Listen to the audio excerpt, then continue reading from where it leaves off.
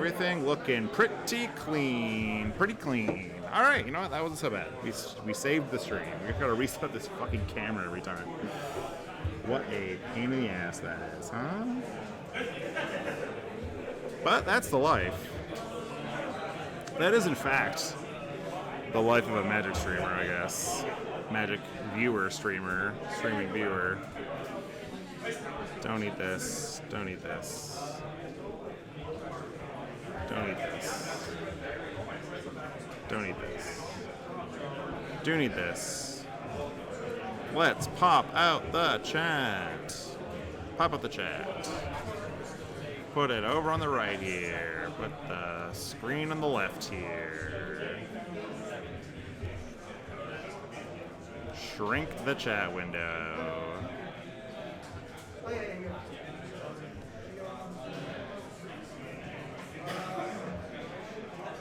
All right, I was successful in figuring out who was on what side. So yes, Connor is on the left with Demir Faeries, going against Brody with Mono Red. You know, I'm gonna go round info down left. I'm gonna add Pauper round 1, so it's even more clear on what we're dealing with over here. Pauper round 1.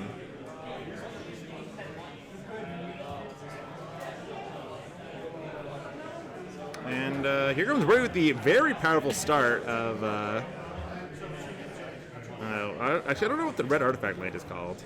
It's something, but it does let the old Pauper legal goblin god 1 mana 2/2 swing in for 2 damage right away. Putting it on a 19 thanks to his little gain land. He's still up 1 life than what he should be at this point. Brody looks like he's only on 1 land. Here comes Synthesizer. Actually, he might be on 2 lands still. Ooh, here's Sprite. Connor having the read. Does Brody have any lands? No, he's on 1 land, so 2 damage. 2 damage. And Brody does actually have a mountain, okay. And he's going to just shoot that fairy right now. It's alright, well, you know what? If that blast deals 2 damage, that fairy has 1 life, so bada bing, bada boom. Bada bing, bada boom.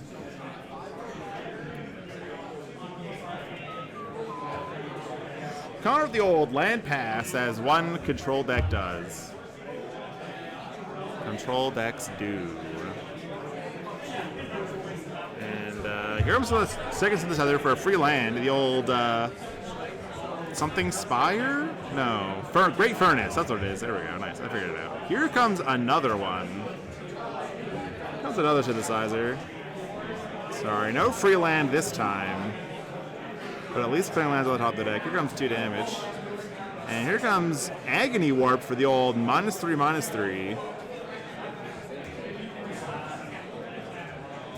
I think Brody's hand is all mountains. You might just be staring at 3 mountains here. Not exactly the hand you're hoping when you're on mono red. It's just a bunch of mono lands, huh? All right, here comes Brainstorm. On the end step, Connor fixing his hand a little bit. We'll see if he gets a Shuffler to put 1 card away. Here comes Preordain. That's kind of close to a Shuffle. You can at least put 1 of these cards that he stored on top of his deck on the bottom if he wants.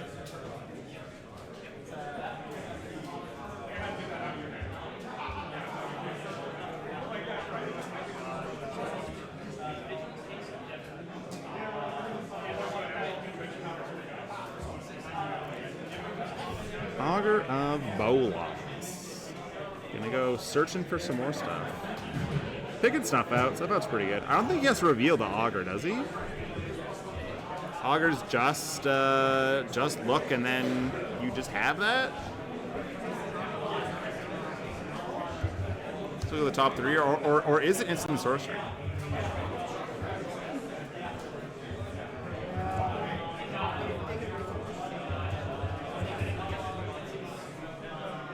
Oh, it is instant sorcery. Never mind. I'm thinking of something else then, I think. Surely I'm thinking of some other card then. Alright, well, here comes Samurai off the Synthesizer, exiling the old... This card would be...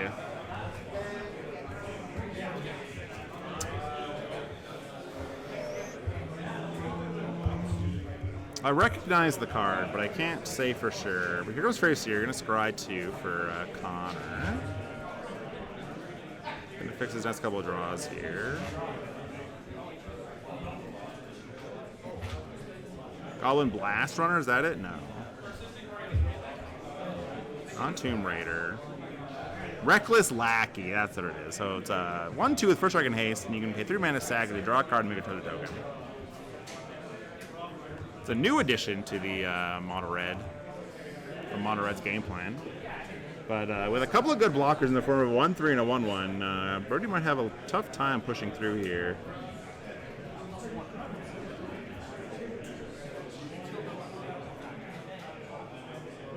And here comes Samurai number 2. Exile top card. It's a Galvanic Blast.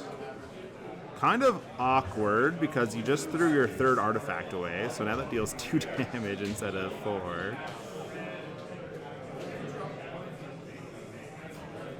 So Brody needs another artifact from hand. He has to go like another Synth or another Great Furnace.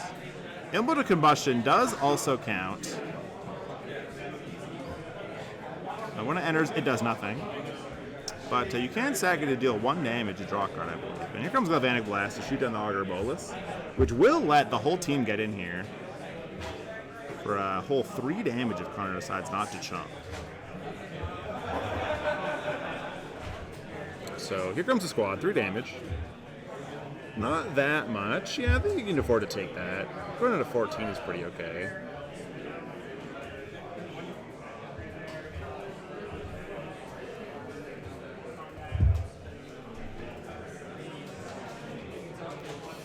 Oh, here comes Arms of Hadar to really clean up the board. Yeah, you can put all those cards in the trash. -2/-2 all your opponent's creatures, and then Connor hits in for 1. Boop. First blood for Connor. Finally get on the scoreboard here. 1 damage, putting Brody to 19. Here comes another land. Brody sitting at 6 mana. Could have been playing Mono Red Tron for all I know. Chain Lightning, Connor's face. Chain Lightning, Connor's face.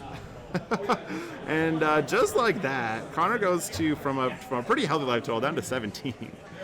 Not exactly the best place to be when you're up against the deck with cards that exclusively deal damage to your opponent. Also Leo. There's Galvanic Blast, but no artifacts. Brody's going to sit on it. Brody's chilling. And it's going to chip in for 1, deal, and then pass the turn. Emblem of Combustion deals 1 damage. Or will deal 1 damage, but here comes Counterspell. Connor's like, no. Damage is one thing, but damage and drawing cards is a whole other ballgame, and I am not here for that. Alright, Connor's going to go Preordain, try to find the answers he's looking for. One on top, one on bottom.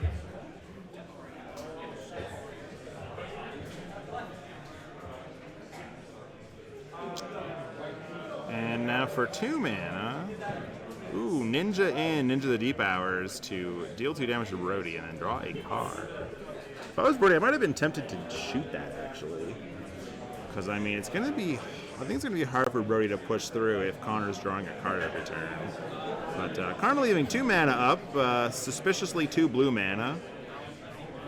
Voldaren Epicure. Ping you for 1 damage and get a blood token. So a pretty good source of card advantage here. Because, here comes Galvanic Blast. That's the 3rd artifact that Brody was looking for. Here comes Counterspell. Yeah, I'm not going to 2, Connor says. I am not going to 2. And Brody discards a land to find something else, but he got nothing else to do, so he's going to pass a turn. So, still a bit of a sketchy spot, 'cause, I mean, of course Connor wants to hit him for 2 damage, but he also doesn't want to take any more damage. Which this Faeries here, pretty good trader, pretty good trade. Trade's pretty good against the Voldaran Epicure.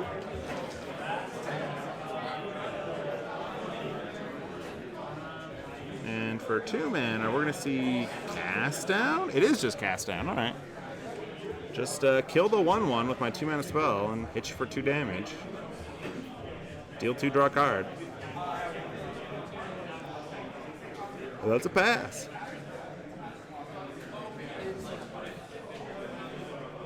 So this really is just a test of how many counter spells could Connor have. Because, yeah, it's like a race for how many counter spells Connor could have, and if Brody can find the damage he's looking for. 3 damage is a little bit more than 2. Here comes Bajuka Bog. Let's exit Brody's graveyard for no reason.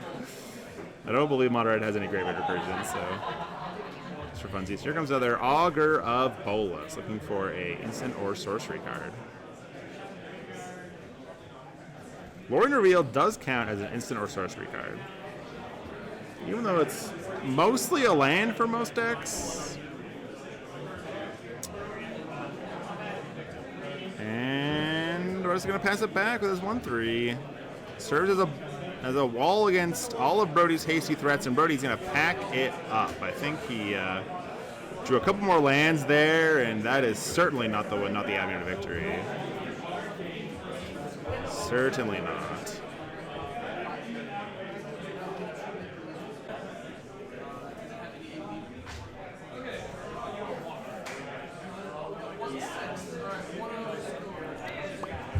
And Brody starts us off with the old turn 1 Epicure. So Epicure does survive the post sideboard game, putting Connor down to 19. And there's the weakness of the 2-color decks. Connor forced play tap land. I mean, maybe he doesn't have a turn 1 play, but if he does, I mean, obviously it hurts quite a bit to have to delay a turn. Here comes the Goblin Blast Runner. This is the old 1/2 that when you sacrifice a thing, it gains +2/+0 and menace. And does control an artifact as the blood token. Gonna snuff out the Blast Runner, taking 4 damage. And then going to take another 3 because the blood token gives the Goblin Tomb Raider haste. So just like that, on turn 2, I mean, Connor helped. Connor helped, but he is at 12. He did take 4 damage, just cause. I think that sub out may have been a little bit aggressive, especially on the creature that wasn't attacking. If I see him play a Cast Down here, I'm going to be real upset. Here's Spell Soda Sprite. Gonna try to snipe out the 1-man thing. Yeah. Brody's like, okay. There goes my 2/2. That's fine. But now the gates are open for a synth, for some value. Circus of Value. Look at that, a free land. Welcome to the Circus of Value. You get 10 points if you know that reference. And here comes the Galvanic Blast. You pick that fairy off. Brody decided he wants this Epicure to go the distance here a little bit longer. I mean, it does actually contribute to the clock quite a bit. It turns into a 3-turn clock into a... if Brody loses the Epicure, it turns this 3-turn clock into a 5-turn clock. So, certainly pulling a lot of weight. Another tap land for Connor, though. No life gain. Just a couple of ice tunnels.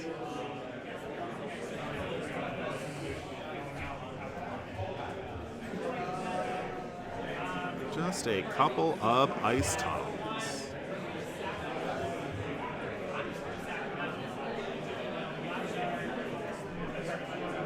And here comes the Bushwhacker. Kid Bushwhacker represents lethal here, or even super lethal. Connor, tap a land, untap a land, tap a land, tapping 2 lands, counterspell. That is a wise card to be counterspelling. Brody still doesn't have 3 artifacts, and he's looking at Galvanic Blast. That will not get a value. Put Connor down to 6, and Brody's going to pass the turn. He must have something in hand. He was checking on a couple times. So, is it enough, though? Connor's a little bit in the deep end here. This Augur Bolas is about to play here. It does help, though. Assuming Brody doesn't draw a lightning bolt. which what I consider Brody having in hand. I think it's probably either Lightning Bolt or perhaps even Chain Lightning.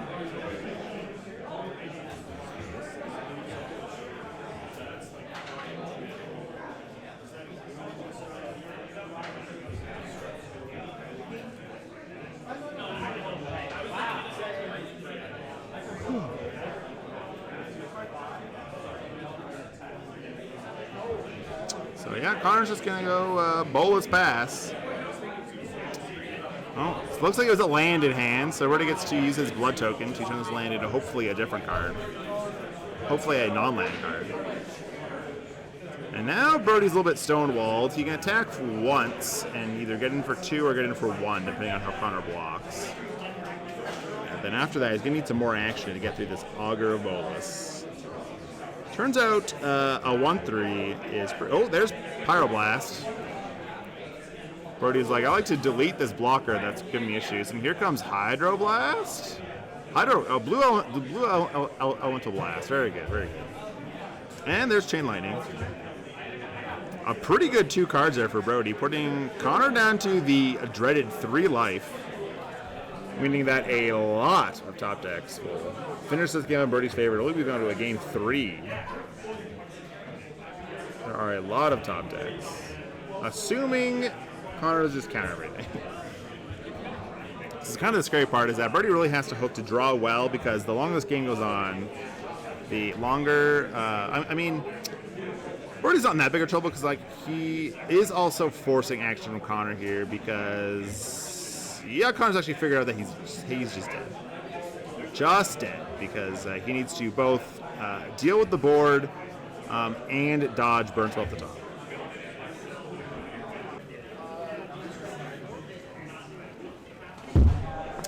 I'm also very happy to report that I finally have cards for my newest Pauper brew, and I can play it next week. This makes me a very happy camper.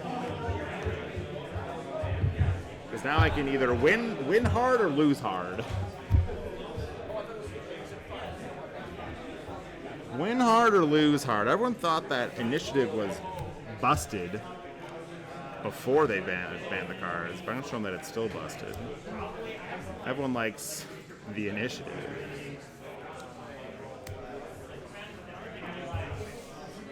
There it is. All right, well, Connor gets to be on the play. This time he does have a turn 1. That is technically Cycle Learn Revealed for an island. Brody does have a slightly better turn 1 in the form of Learn Epic Gear to get the clock rolling.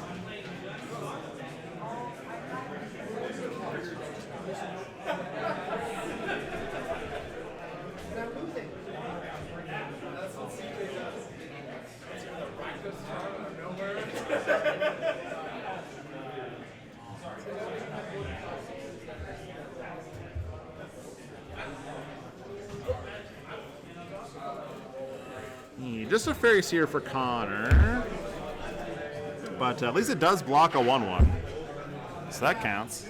That counts for something. Oh, here comes the old Tomb Raider, and again the blood token serving as a very valuable artifact, again for 2 damage. Yeah, Connor's like, I accept this trade, not take 2 damage to this goblin. And then I'm gonna cycle another Lord Revealed to go get a 3rd land. 3rd land. Just another island, another untapped source. And that's probably Lord Revealed getting any island. Is that you can opt to go. If the game's going a little slower, you can get the tap duels. If you need the mana right away, just get the untapped basics. If you're in other formats, then you can get all sorts of fun lands with Lord Revealed. Here comes another island.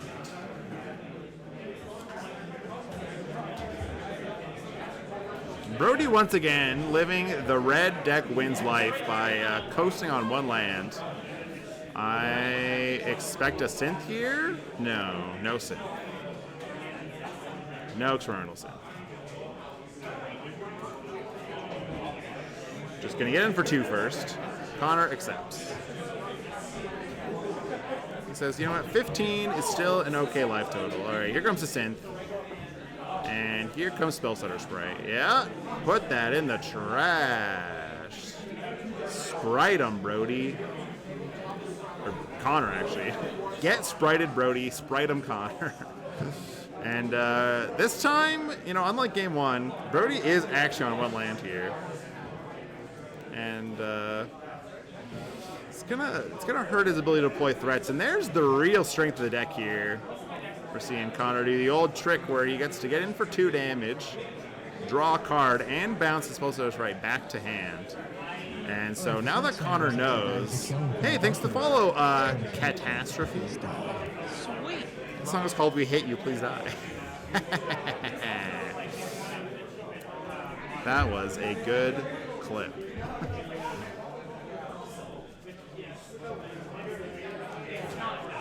Alright, well, Brody did find a second land, so, but I think most of the mono red deck is 1 mana, so Spellstar Sprite, known Sprite. I think Brody's going to be like, alright, well, I'm going to force your Sprite.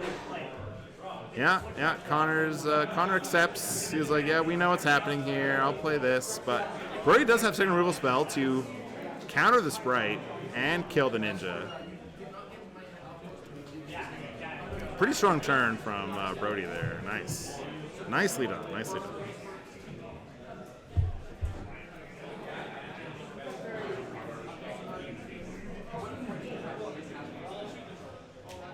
And here comes Augurobolus, the blocker with the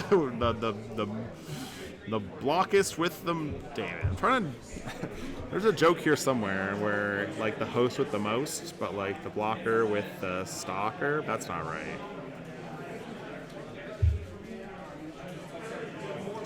The duty with the booty with the duty. There you go. How's that? That counts. That counts for something. That's kind of there. Alright, well, another 1 mana spell come from Brody. We'll see if Connor has more sprites. Chain Lightning certainly deals with Augurobolus. I like the little drumming fingers that Connor does there. He's like, And here comes Blue Blast. And Brody says Red Blast.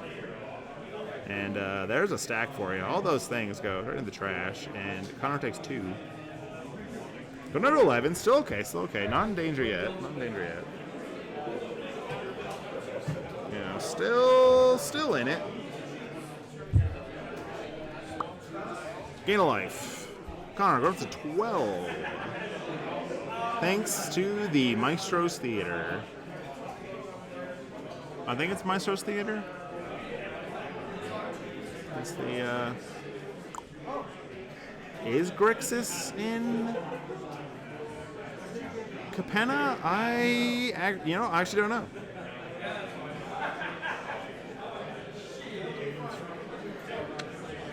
Gets her tap land, and what are you gonna do? This Tomb Raider has really been just hard cast Ninja. That is certainly a good thing to see from Brody's side of the table, because I mean, just hard casting Ninja, not really a show of strength. Connor decides, and I mean, sure it's a 2/2 that trades, but I think you're pretty fine with that if your 1 mana card trades with your opponent's 4 mana card. Like, yeah, Brody wants the like consistent damage, or like 2 damage every turn, but also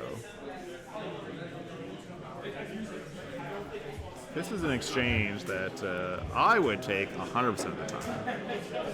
I would love to just trade these 2, just 1-for-1 these 2 cards. But it also depends a little bit on Brody's hand. Maybe if he's got a bunch of removal spells. I mean, most of Brody's removal spells, I think, are literally in the form of Galvanic Blast, Lightning Bolt, Chain Lightning. And I mean, all those do go face, and drawing out of those will reduce Connor's life total to 0. So is it worth it throwing 3 damage at a Ninja just to get in for 2? Or do you just start blasting? I mean, and against the mono blue deck, it is a little tough to give up permanence in play, because Connor's deck is one that does love to rule the stack. And so if you start playing on the stack with all your burn spells, you kind of open yourself up to just get overwhelmed by counters. Here goes Bushwhacker. Okay. Gonna really ask Connor the question of how much damage he wants to take this turn. Yeah, so both those get +1, +0 and haste. Coming in for 5. Yeah, Connor just trades with the Tomb Raider. Just trading with the Tomb Raider. And that's it. So Brody left with a 1-1 now. Also, I mean, not exactly the strongest play for Brody. Look, if Brody's on Kalotha Rebirth, he's drawn very poorly all 3 matches because we haven't seen 3 1/1 goblins in a hot minute. If we don't see the 3 1/1 goblins, I'm going to question if it was even in his deck. Like, I assume it has to be in his deck, but like, if we don't see it, how can we really know if he's playing the card? All right, Connor's just going to pass a turn.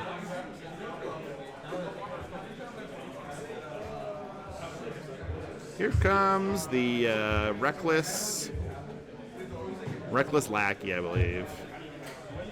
The old 1/2 with haste and first strike. You can pay 30 mana to sacrifice it to draw a card and make a treasure.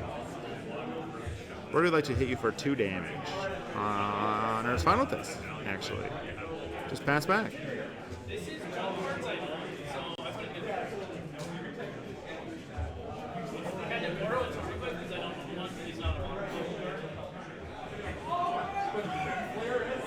Connor digging.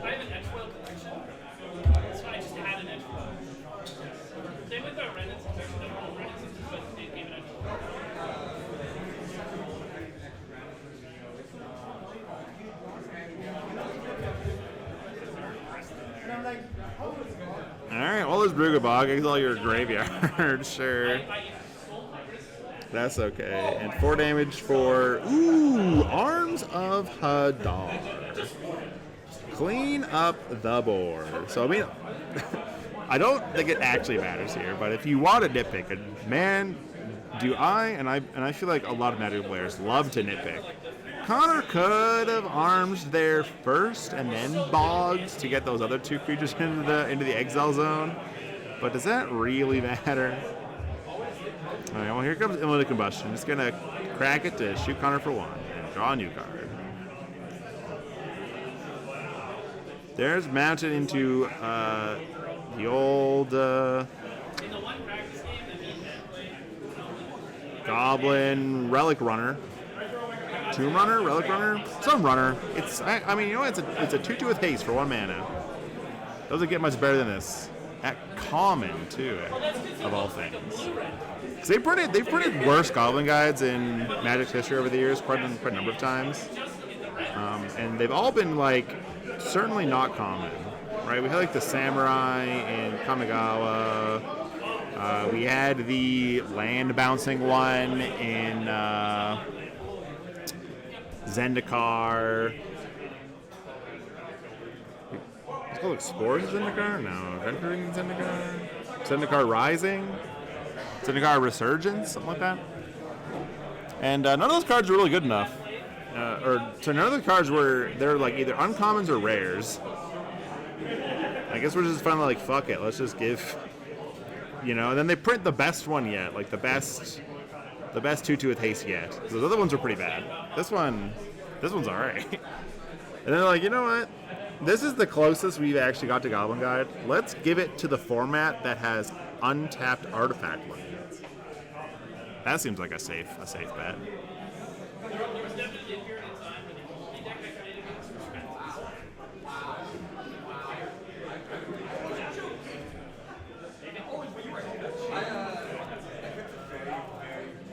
Alright, Kicked Bushwhacker once again. Coming in for 5 damage. We've seen this song and dance once. I think Birdie wants to clear the way. Here comes Pyroblast. Shoot Ninja.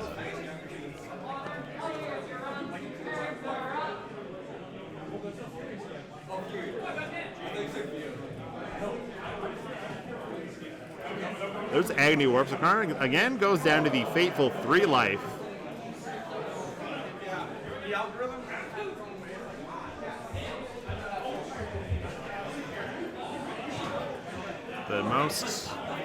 The most dangerous life total in Magic. Going to 3. Oh no, go to 5 actually. Sorry, I missed something. I missed it.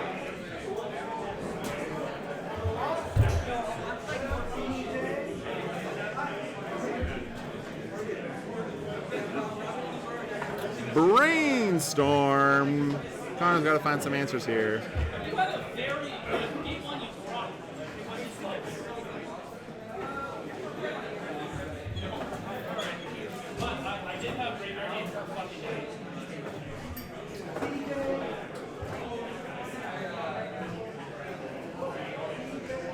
Comes another island. Do not play another Ninja the Deep Hours, I swear.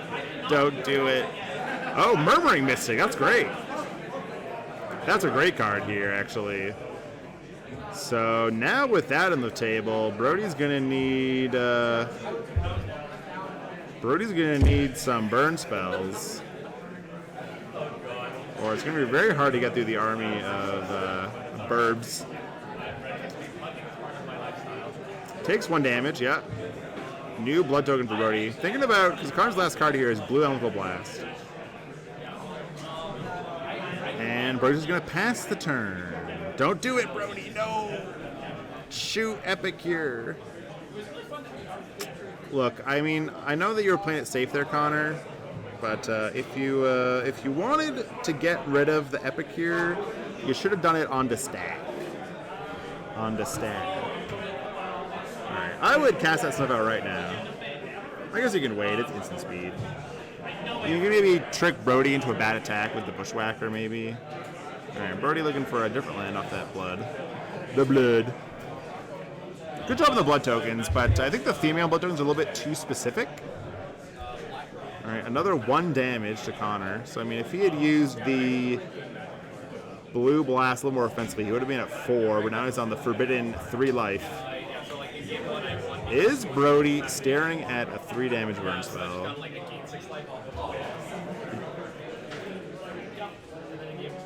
Nope. Goblin Blast Runner goes in the graveyard and Chain Lightning you. And that is it. Brody steals it away with mono red. Very tight play by Brody. Very good. Getting goodies of those blood tokens. Still didn't see a single Kuldotha rebirth this entire 3-game series. Alright, we have Mark on Kuldotha Red. So we got some more mono red action coming back at you. Mono red. And on our left, we have David on Walls combo.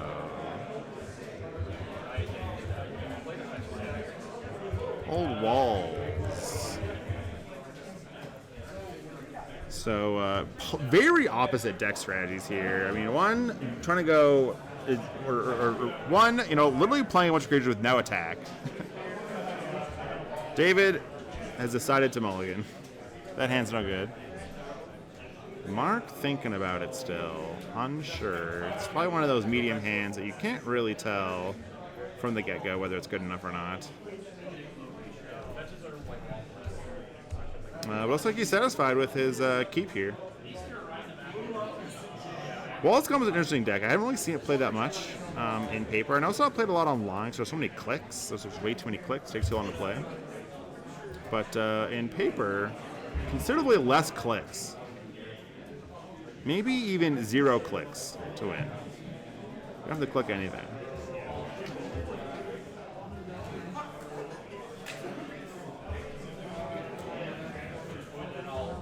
And marking the play with the old mountain into Goblin Blast Runner. You sack whenever you sack a permanent, it gets +2 or it becomes a 3/2 with menace. Here comes Avacyn's Pilgrim. Little Mandor taps for white. Does Mark respect the Manador? Here comes free land off the top. It's a pretty good free land too. And here comes the Blast Runner for 1 damage. And just passes back, okay. Both players playing at what seems to be lightning speed here, actually. Very cool. Here comes the Overgrown Battlements. Taps for a green for each wall you control. So this is one of the key pieces of the combo here. And then this is is it Quirion Ranger? I think it is Quirion Ranger, actually. Let's check out the Walls deck lists here.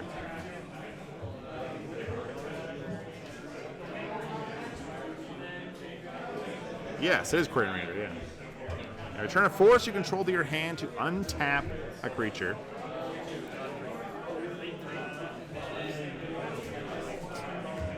Yeah, Mark being very aggressive, going the old Voldaren Epic here. Into, what is that supposed to be? Is this supposed to be a samurai? Comes Winding Wave, probably naming creature. There's 3 creatures. Ooh, Reaping the Graves going to the graveyard though, a little bit sad. Not where you want to see that card.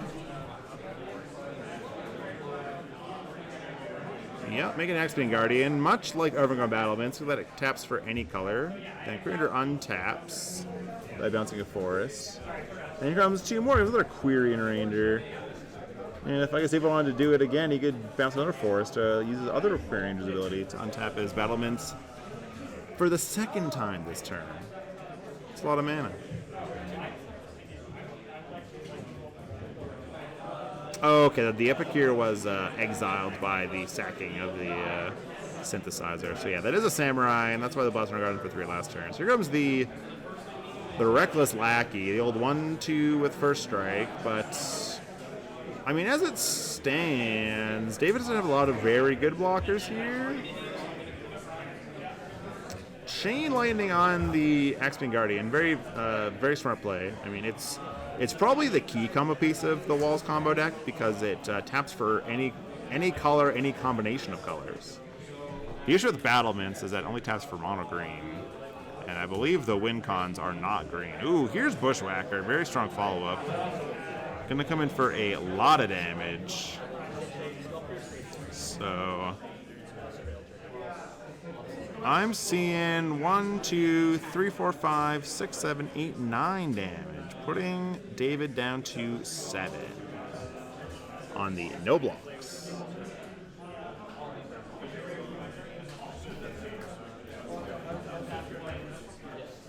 And forced into the Reach Matador. Still not a wall. Here comes another. And here comes Lead the Stampede. Gonna reveal some creatures. 4 creatures. The old 3-mana draw 4. So the Rabble-Tuck Battlements, very strong if David can find a red mana. Because then all his wall, all his creatures get haste. It's also a wall. Lets them tap for mana right away. And the Reach one, which is this one called? I can't remember what that one's called.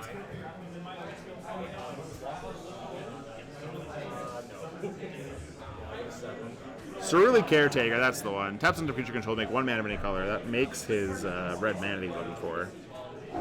And here comes and again, I mean, not a lot of actually good blockers on David's side of the field. I mean, he wants these creatures for their activated abilities, but they're all like 1/1s. What's the Caretaker's power and toughness? It's an 0/3, I guess. Let's go. Caretaker blocks, Battlements blocks, X-Wing Guardian blocks, but the thing is, once you start blocking stuff, you open yourself to getting blown out by removal spells to finish off your normally high toughness walls. But Mark's deck does one thing only, and it's turn his red creature sideways. For 3 mana, though, he's going to actually sacrifice his Reckless Lackey to get a treasure and draw a card. So looking for something to push through, but also to not die. So if you can find another removal spell for the Axe-Bane Guardian, I think he'll be in good shape here. Or even taking rid of the Caretaker's not a bad shot either, because it strands the red card, or strands. Actually, that's not right. No, he needs to get rid of Caretaker and Axe-Bane Guardian. Axe-Bane Guardian is probably the best one to get rid of. So Mutagenic Growth makes some guys bigger. Or no, sacrifice the Blood Token. Blast Runner is a little bit larger and does have Menace.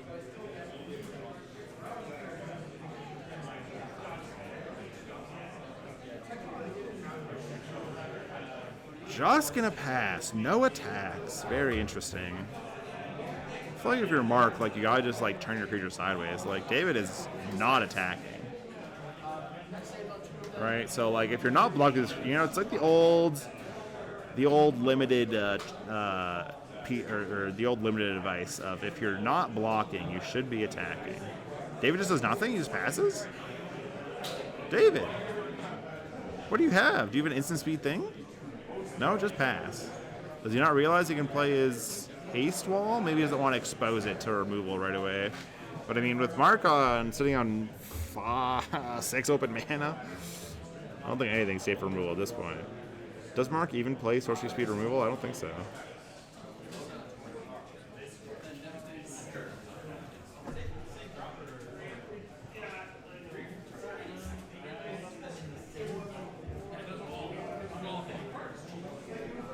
Alright, now David's counting the mana up. 1, 2, 3, 4. 4 walls. Here comes Drift. We're drifting.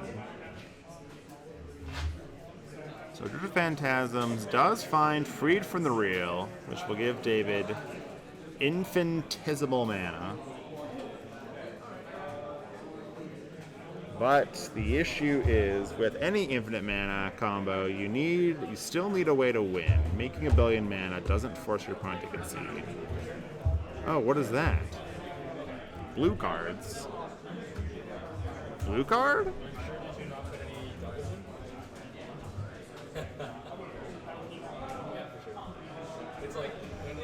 What is that? It's gotta be a 3 mana thing, I guess, huh? Galvanic Alchemist? Okay, that's what that is.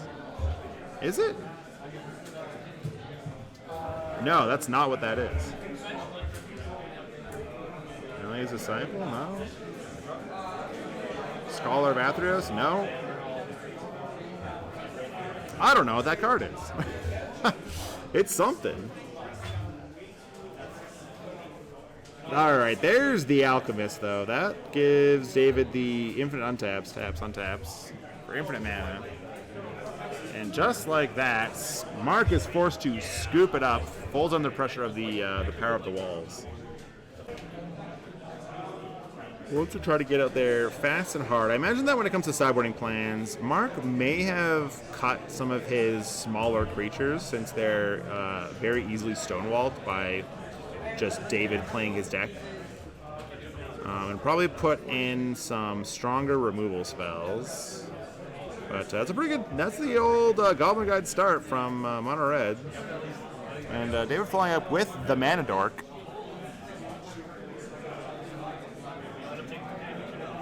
Here comes Synthesizer. Does not find a land. Does Mark have the land in hand anyway? He does. So he can play his free Blast Runner. He's going to still get in for 2 first. And then play the Blast Runner. Free cards off Synthesizer. Pretty nice. Who knew that red got to cantrip, huh? For 1 minute. Alright, yeah, here comes everyone battlements. You know, taps for green for each defender that David controls. And then the other creature is just a, I believe it's a 1/3 that gains him 4 life. 3 or 4 life. It's like an Elemental of Grove or something from M20, M21 maybe, but Galvanic Blast takes care of the battlements. So pretty good order of operations here from, ooh, Bushwhacker here, a little bit sad, because he had to Galvanic Blast the battlements and then sacrifice to make sure they got the 4 damage. Sacrifice his 3rd artifact there, but just gonna come in 4/5 here. Just play the Bushwhacker's other 1/1, yeah, that's fine. So even after getting a bunch of life, David's still down to 14. There's another battlements. And here's some more life. He's just going to run the turn back, get another 3 life off of this elemental. He's like, you know what? That turn worked so well the first time. We're going to try it again. But with a couple of 1/3s, these 1/1s don't look quite as menacing. Mark? Is he forced to pass back here? No. Oh, but he's trying to figure out how he gets through the wall. The wall. It's gonna make you fall. Starting off. Chain Lightning on the mana door. Cut him off white. Interesting. Not on the battlements. Fire Blast. Take out the wall. Leave David with the 1/3s. David's just gonna eat a couple tokens.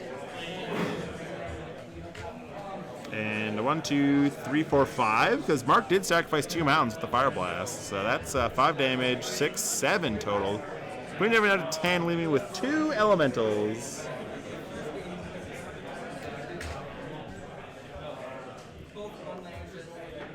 What's the name of this elemental? I need to actually find out.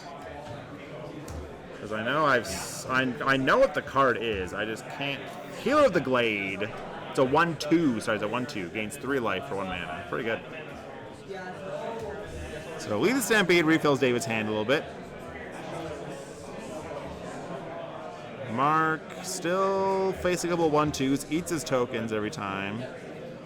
Just gonna get in for 5. Or try to get in for 5, but actually gets in for 3. That's down to 7. Mark running out of gas here.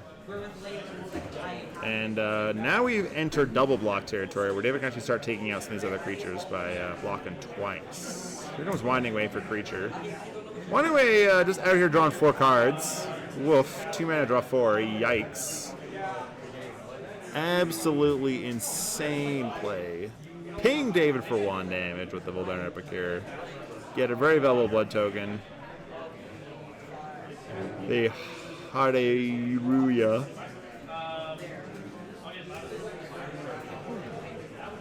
Can you even attack here? I don't think you can. I think you can attack the blood token and then you can attack. Oof. Gonna use the blood token to throw away the Fire Blast. To draw a different card, and then he's gonna attack. Double block. Alright. Yeah, that checks out. Mark takes out one of the Healer of the Glades. They take out the Goblin Boy, though, and then the Battlements just blocks the Tomb Raider for no damage. With David being at 6, I feel like throwing away the Fire Blast is just, like, so sketchy. I mean, we did just see David draw, like, 4 cards. So, I mean, maybe time is not on Mark's side here to, like, try and draw a second removal spell. Oh, I guess also he didn't have 2 mountains. He has 2 artifact lands. Yeah, just barf the cards out. Barf them out. I have another Epic here. Ping it down to 5. So, never mind. I guess discarding the Fire Blast is correct, because Mark is all out of mountains. Alright, blood token for a new card.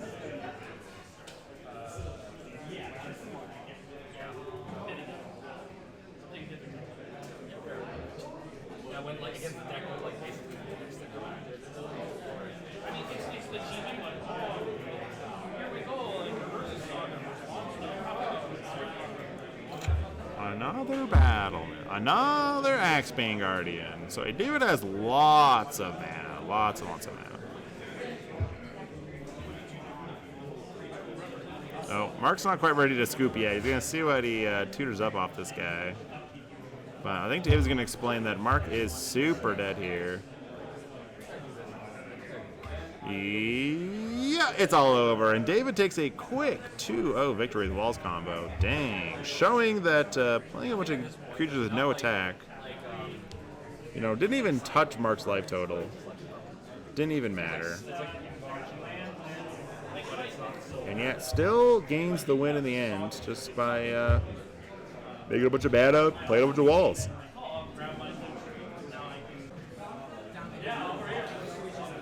Draw starting off with the old tapped Dimir land.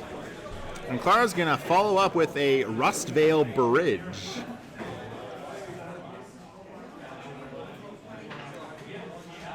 So both sides taking a little slow. I know that red-white is very firmly in mid-range attack.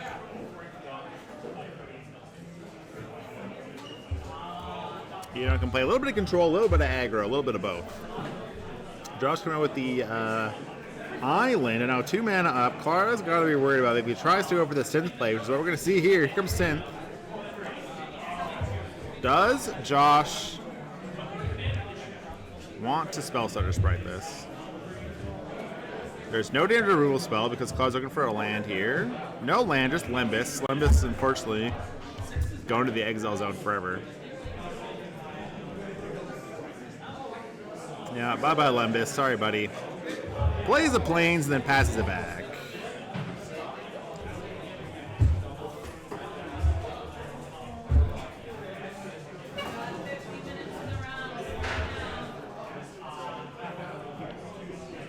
And again, the blue deck, playing land passing. Here comes Glint for some additional value off of this synthesizer, but I think it's going to meet the Spell Stutter Sprite this time. Just straight up counterspell. Colorado, though, still successfully making his land drops here. Plays a Limbus, gets a scry 1 draw card.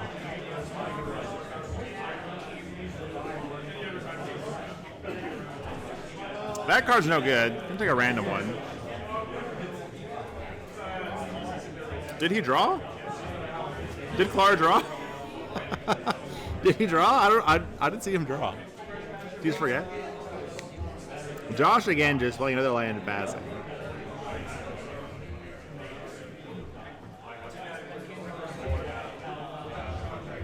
Here comes synth number 2. Getting that card advantage. Galvanic Blast.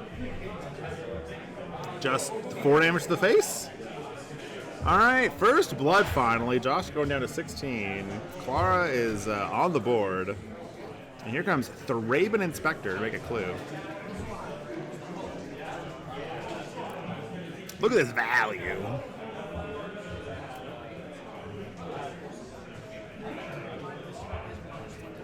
Look at this immense, insane, crazy value here.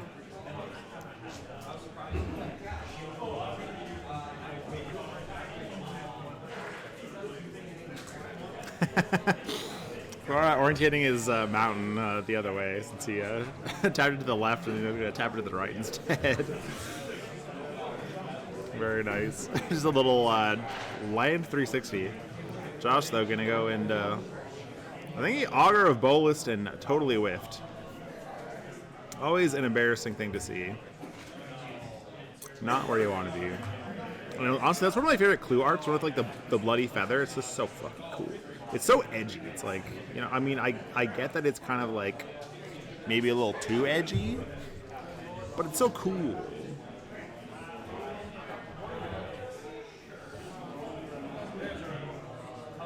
Comes Seeker of the Way. Wow. I haven't seen that card in a hot minute. 2/2 and has prowess and lifelink prowess. Crack the clue, draw a card. Yeah, Josh just no land pass back. Seeker of the Way. That is crazy.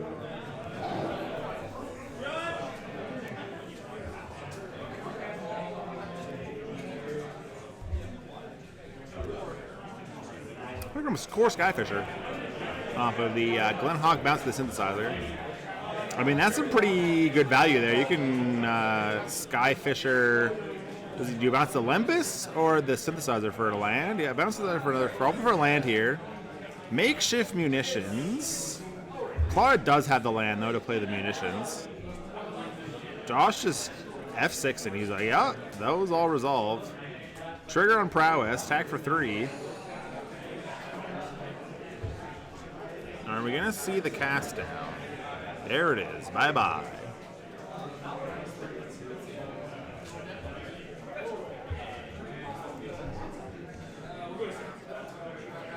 And Josh will take this time to learn reveal to find himself. Make sure he makes his 5th land drop coming up this next turn.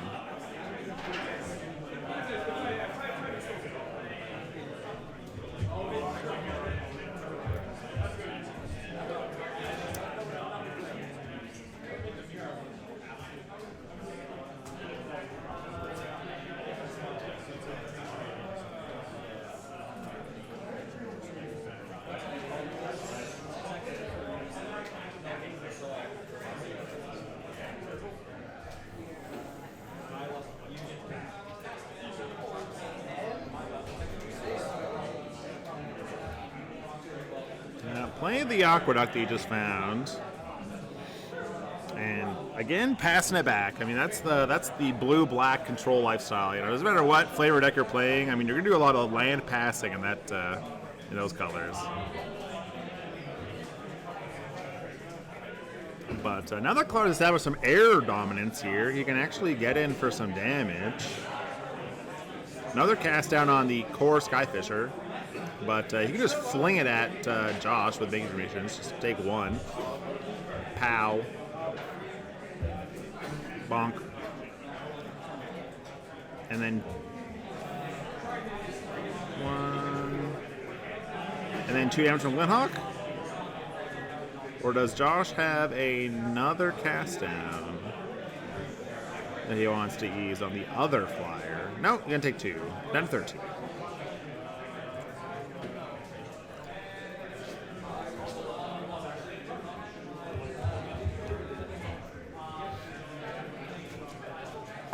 Play a Synth.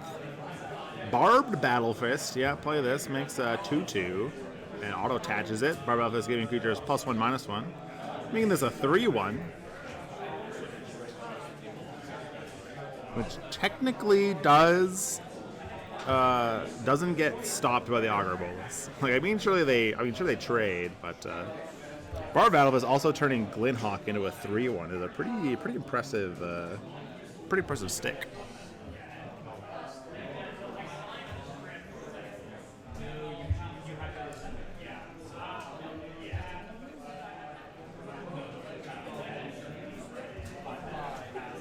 Josh again, just passing it back over to Clara. Just so much board presence here from Clara. Yeah. Clara says, it's fine. I'm just going to tell you everything. Make you do something about it. You know, either block the third inspector and take 5, or you can trade it off with the... Oh, there's Sprite for no value, just for blocks.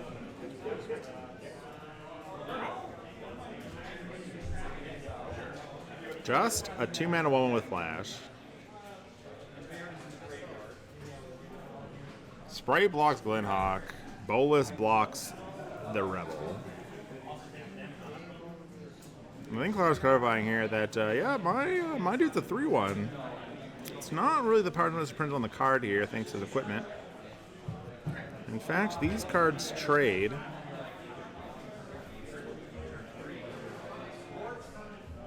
Oh, he's just gonna hurl it. Oh, no, wait, no, sorry. It takes 1 for the third inspector, and then, yeah, combat damage just proceeds as normal. And here comes the other synth.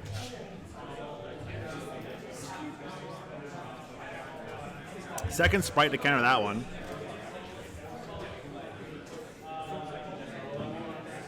I think Clark's saying with this ETB on the stack, gonna sacrifice the Lembus to the makeshift munitions to snipe off the Fairy, which will let this synthesizer resolve because there's no Fairies in play, and 1 is in fact greater than 0. Ooh, Galvanic Blast, probably going to Josh's Dome. Bonk. Uh-huh. Down to 8.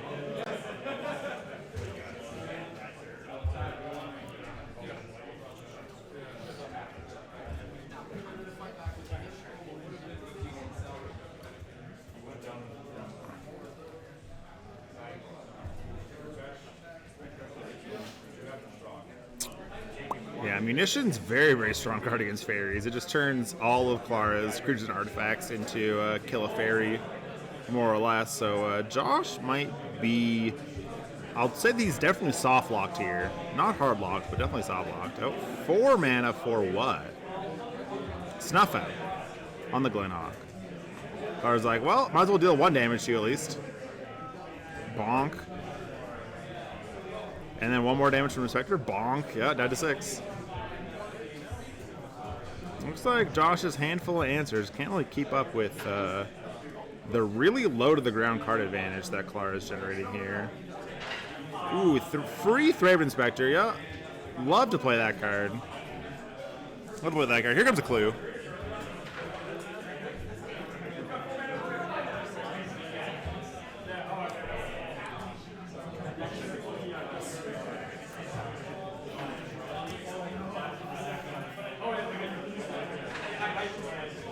Josh drawing a card. Definitely has a lot of work cut out for him for this turn. Clara currently threatening pseudo-lethal, where he can equip Batter Fist. That represents like one extra damage, so he can kind of get in for 1, 2, 3, 4, 5 damage here. And then he has plenty of fuel for the munitions to just finish Josh off, so this Lord Revealed's got to do a lot of work here, but I don't think it's going to do enough. With 1 mana open, Clara sees the writing on the wall. Yeah, Samurai's Vigilance, hell yeah. Coming in for Clara's like, I'm going to hit you for 4. Josh is like, yeah, okay, that's fine. And now Clara's just going to sacrifice some artifacts to shoot you for 2 damage. And that's it. A lot of stuff outs in hand. Those will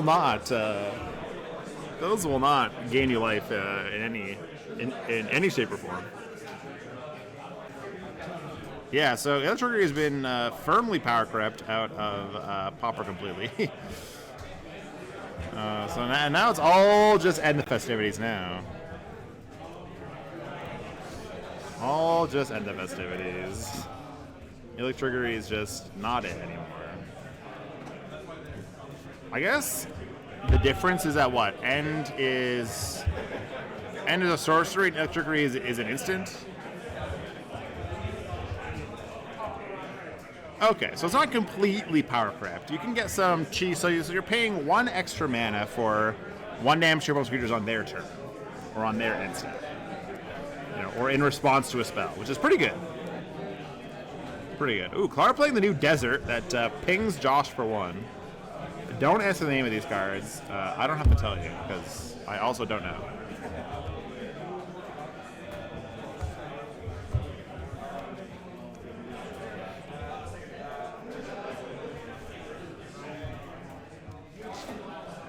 But Josh with the old turn 2 Augur Bolus, finding the Lord Revealed, which is kind of a cheeky way for Augur Bolus to find a land off of the cards it looks at. Honestly, one of my favorite interactions with Augur Bolus is not just Augur, but like any Magic card, really, where you get to kind of like cheat, kind of skirt the rules a little bit with a clever interaction.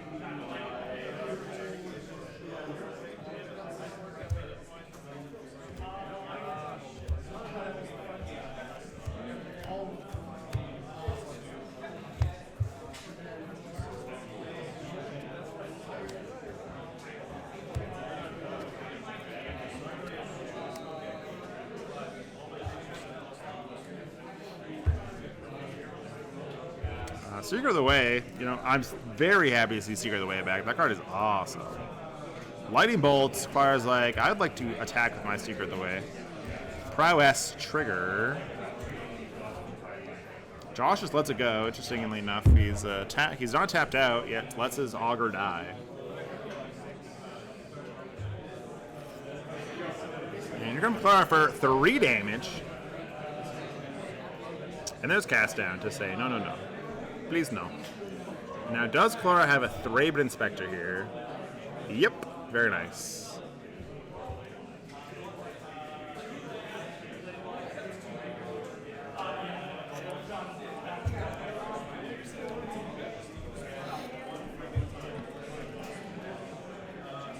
Josh uses his last holding mana to cycle with Lord Revealed that we do know about and get the old Contaminated Aquifer.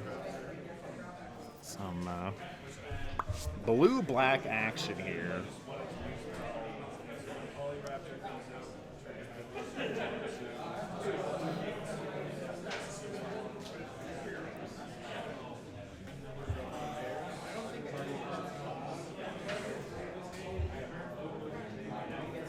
Standard Aquifer, yeah, we knew about that card.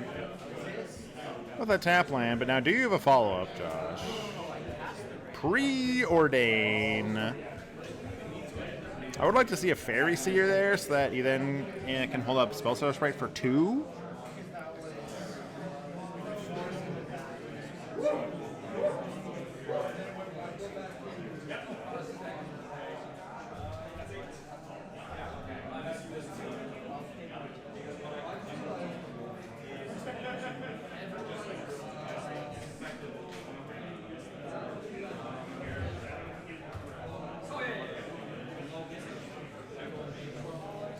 And yeah, hit him for 1 first. That's a good start. Put Josh on 17. Lots of options here for Clara now. So we have the Barbatter Fist, a little bit of an aggressive start. This does also play around Spellslinger Sprite, which is nice. So Josh needs to have exactly Counterspell for this. Looks like he doesn't, though. So Clara does have 4th land now for a second 2 draw. No, just going to pass it back.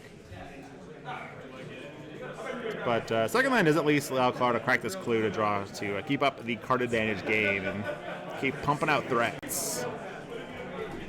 Keep pushing threats.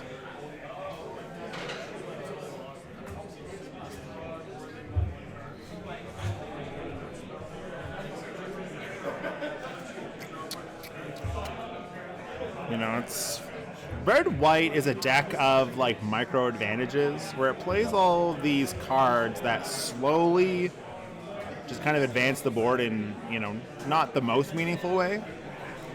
But Murmuring Mystic being a 1/5 is, again, a little hard for the red decks to deal with. Clara does not have enough artifacts for Galvanic Blast. Ooh, but Destroy Evil sure gets rid of that Mystic, though. Never mind. The access to white here really showing its strength. Spell Pierce? No, I think Josh's going to figure out if it's worth it to make a fairy. Looks like he's got a couple Snuff Outs. Or a bird, I guess. So he's going to Brainstorm. Make a bird. So now, since we still have Josh with a couple Snuff Outs here, I mean, he must be thinking if the 8 life for 2 more birds here is worth it. You know, 8 life, you clear out Clara's Rogue and its Raven Spectre, and then you get to sit there with 3 birds. You go down to 11, which I mean is a little scary, but how valuable is getting maximum return off of this Murmuring Mystic?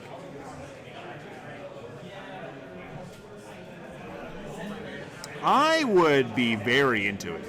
Actually, sorry, 4 life twice puts him at 9, not at 11. Yeah, so I think he has opted to just snuff out 2 times in a row and make a bunch of birds. No, actually, just 1 snuff out. Just 1 snuff out on the rogue. So the birds can block the Thraben Spectre at least.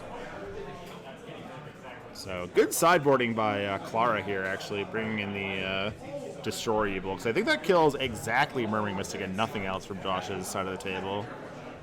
I don't think Josh plays any enchantments, so that part is flavor text. And when I think of fairies, I don't think of creatures with 4 or more toughness.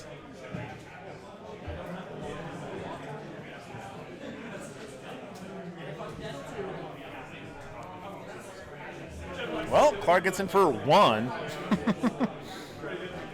Bonk. Yeah, hit him for 1.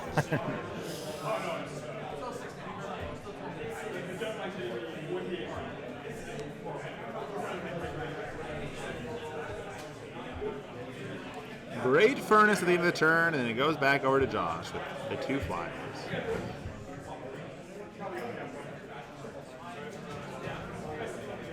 Yeah, 2 flyers, a little bit sketchy to be doing the double walk on the Inspector, because I mean, if Clara has any removal spell, then he gets a free 2 for 1.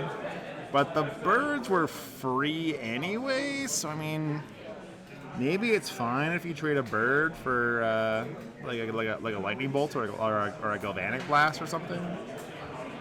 You know, like sure, Clark then in that scenario keeps the Thraben Inspector, but that's a pretty reasonable trade, I think. I mean, the birds were free. You didn't do anything for them. You already traded 1 for 1 with the Mystic and the Destroy Evil. These birds are just gravy.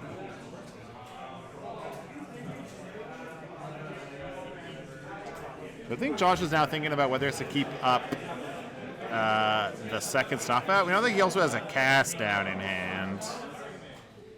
Get in for 2 damage to the birds. Caw-caw. Caw-caw.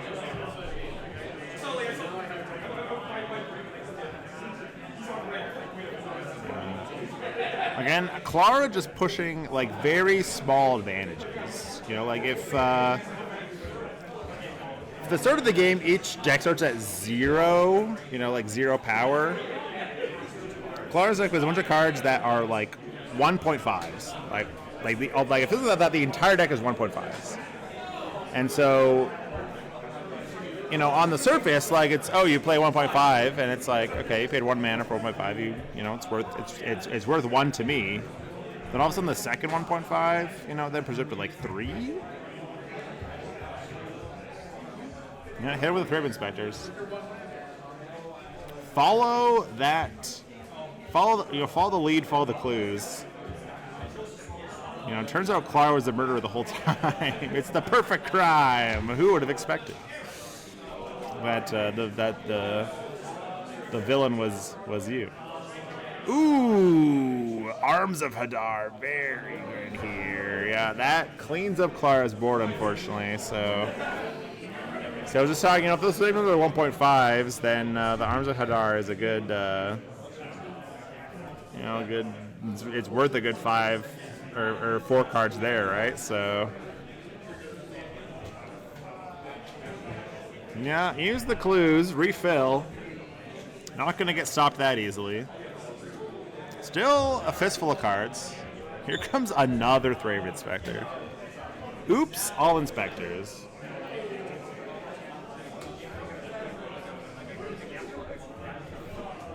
I think Clara has had a clue on the table this entire game.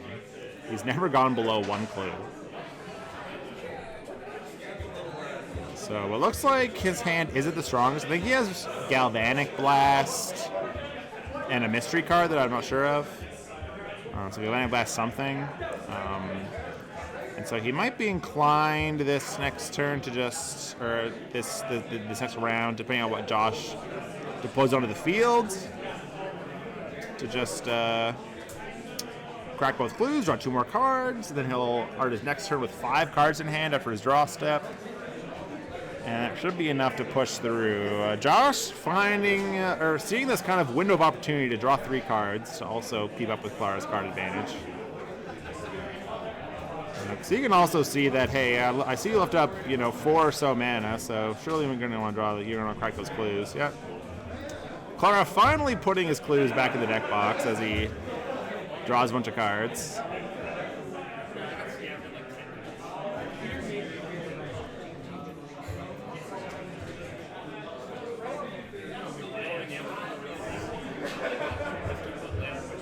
Yeah, equip the Battle Fist, get in for 3. This Red Inspector, or sorry, for 2. So you're swapping its stats around. You know, it was a 1-2, now it's a 2-1. And now, what do the rest of the cards in your hand do, Clara? This is your window. Josh is down to 1 open mana, so you only have to worry about Spell Pierce and Hydroblast, which is what we're going to see right now. Ooh, now we're going to see Steel Sabotage, the old counter-targeted artifact or enchantment spell, I believe.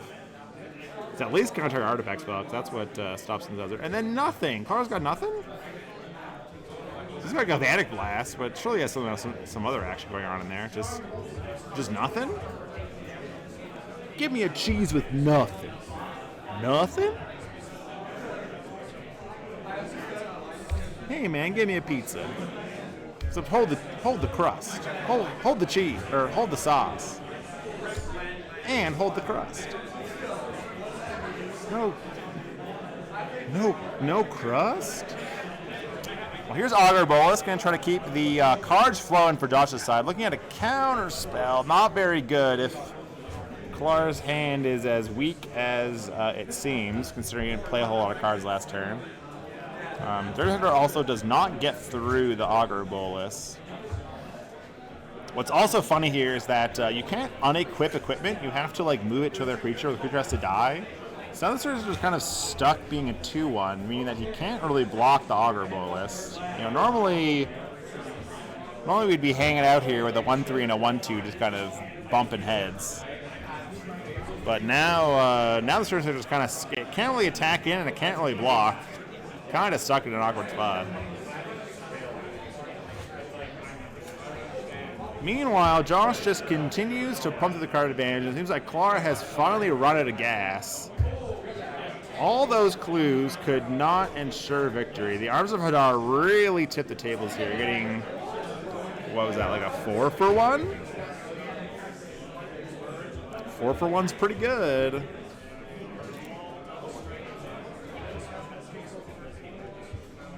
And with Josh able to just brainstorm his way to sculpting his hand and finding the perfect set of cards to deal with the situation. Now, are we going to see a shuffler? I mean, brainstorm shuffle, that is the top tier trick.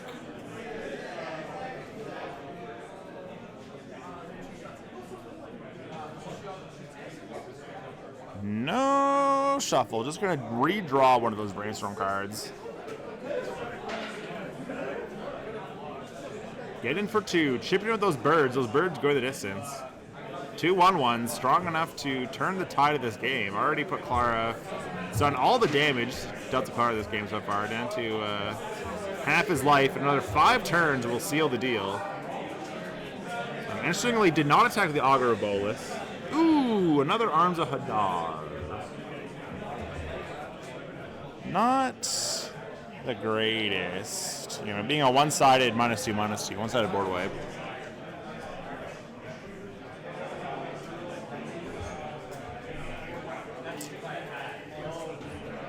Clara draws another card, and we know Josh also has Counterspell, so here comes Core Skyfisher. I believe Josh is going to counter this 100% of the time. Yeah, there he goes. Bye-bye. Bye-bye, Core Skyfisher. So Galvanic Blast looks like an Ancient Den in hand and a Mystery card. So he's got Action Spell, Land, Mystery.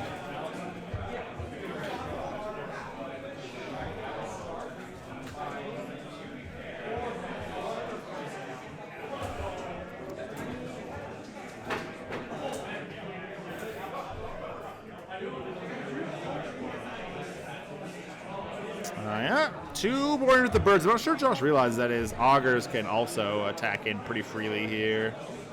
But that's good for Clara. That's pretty good for Clara.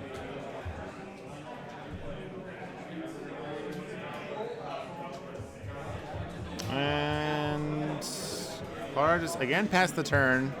Staring at Galvanic Blast still. And a few mystery cards. Are they just a bunch of lands? I guess Clara is banking on double Galvanic Blast to finish this game. All right, cast down, take the Third Inspector. And now Josh is free to get in for 4 damage, bringing Clara down to 4. And now Clara has exactly 1 window to win the game. And it's this turn. Draw. There's another land. Clara starting at 1, 2, 3, 4, 5, 6, 7, 8, 9, 10 lands this game. 4 damage coming in, and Clara is forced to scoop it up as per the rules that if you reach 0 life, then your game is over. And you have lost. So Josh is able to turn around in game 2 thanks to the old Arms of Hadar doing a lot of work here.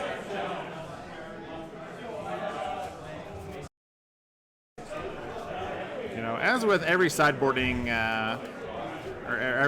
or between game sessions, if you like this content, you can follow me on Twitter at Offbeat Hero WOTN, or you can follow our. You can also follow Wizards of the North. Wizard. I'm not sure if it's probably abbreviated actually on Twitter, but you can follow us on Twitter for our shit takes and our terrible card evaluation of MH2 or MH3 playables. Clara with the old desert, ping it for 1, getting that damage. I would really like. I mean, it's not. I don't see it as an optimal line to victory, but I mean, it's really funny if Clara does the thing where he plays like Skyfisher to bounce one of the deserts to play it again to ping Josh for more damage. Like, it's pretty cute. Rustvale Bridge. Thraben Inspector making a clue. Passing it back.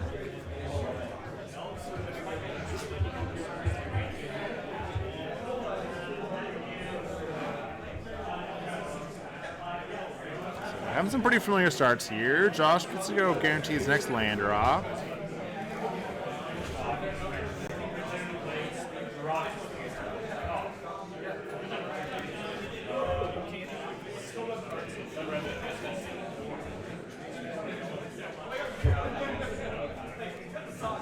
Gets the tap land, so at least has a swamp for snuff out as well. That counts for something.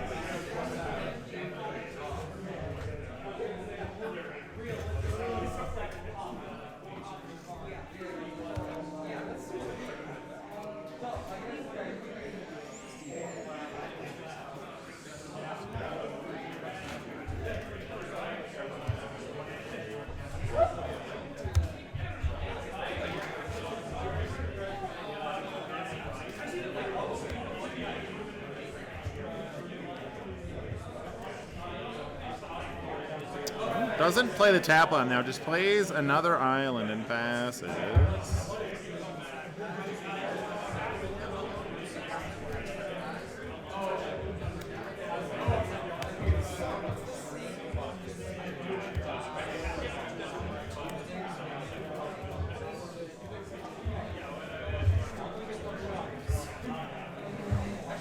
Deduce! That's a spicy one. Clara gets to keep his rebel, but Josh is, what, draw a card, make a clue for 1 and a blue? It's pretty good. I mean, for Pauper anyway, at least.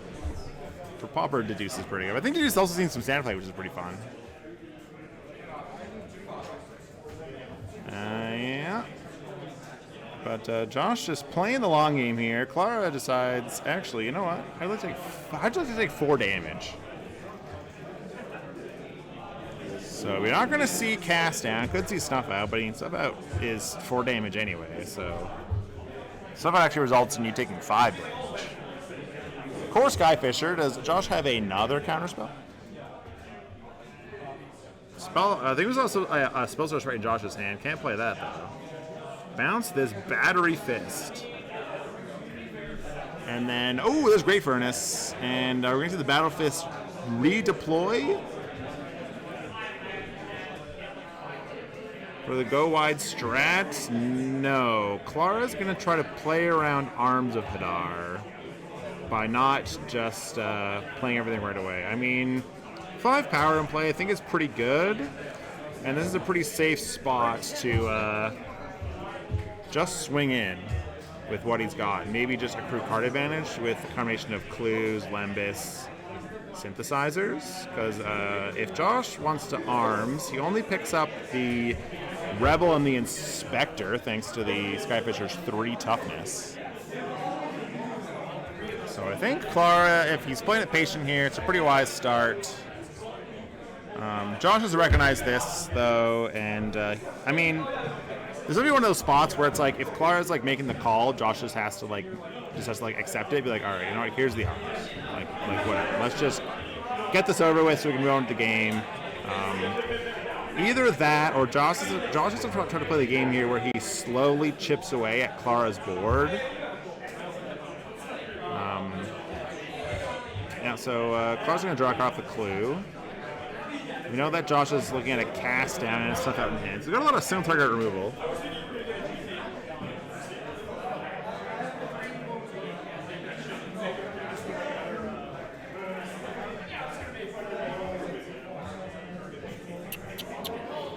Alright, well with Clara tapped out.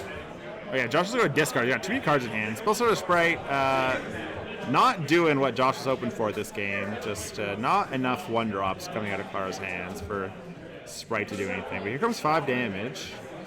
I believe we're going to see a cast down on the Skyfisher. Yeah, that makes sense.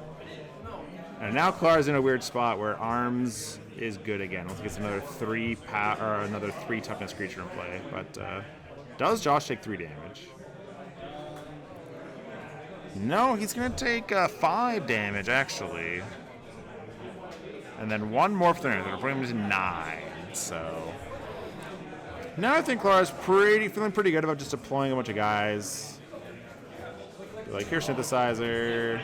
Oh, Hydroblast. There's the Steel Sabotage. Counter that artifact spell. Clara plays a land. Plays the Batter Fist that we know about. He picked up a turn or two earlier.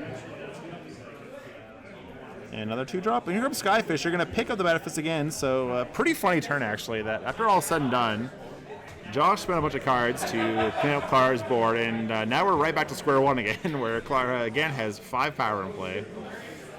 And only 2/3 of his board is vulnerable to the 4-mana board wipe. Drinking about Clara's graveyard. He accepts.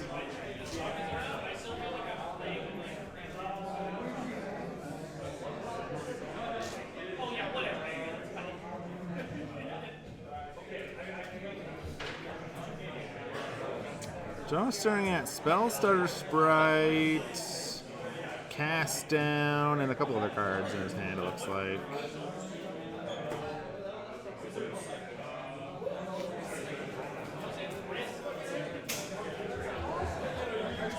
Clara's like, all right, here's 5 again. Let's run it back. Josh has another Cast Down. Take out the Skyfisher again, yeah. Cast down them Skyfishers. And then for a blue, he's gonna hide. He's gonna blue him with a blast or Hydroblast, same diff. The rogue token, and then Josh takes 1 damage. So again, we're back down to just there. All right, Clara's like, well, you've gone low. Let's blast you twice. You only have 1 mana open, already used 1, and Clara takes the W in game 3 with the double Gal Blast for 8 damage. Very close game, but. I think Clara navigated it pretty well. He put just enough power in play to force Josh to respond. Was able to keep up with card advantage and just slowly chip away at both Josh's life and resources until it resulted in a victory. So well played, Clara and Josh. Sorry about the loss there, Josh. I think you played it pretty good. No notes really.